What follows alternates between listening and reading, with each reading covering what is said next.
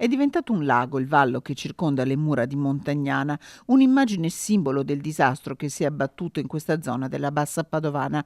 Nessun danno al centro storico, la situazione è drammatica nel resto del comune, a partire dalla strada regionale. Addirittura c'è un pezzo di strada di quella della circonvallazione che è ceduto. Sì, un pezzo di strada della circolazione che è una strada regionale, proprio anche dovuta anche ai tanti camion che passano, ma questa tanta pioggia, ha fatto sì che ha ceduto circa un 15-20 metri del ciglio proprio stradale della circonvallazione. Questo è il cuore di Montagnana, ma lei è una situazione disastrosa in tutto il comune. Ci fa un po' il quadro della situazione. La situazione per quanto riguarda, ecco, questo qua, il vallo è stato, ma il centro è stato risparmiato. Grossi problemi li abbiamo qua nel quartiere Facchini, che è un grosso quartiere residenziale, tra parentesi dove che abito io, anche c'è mia madre di 95 anni che ha il garage pieno d'acqua.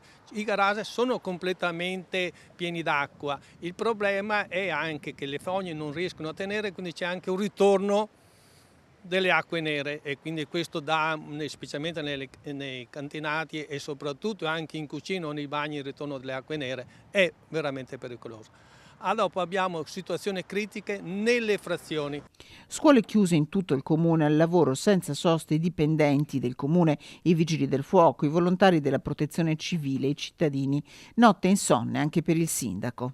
Stiamo predisponendo tutta dal punto di vista di carte in modo da avere proprio la calamità naturale.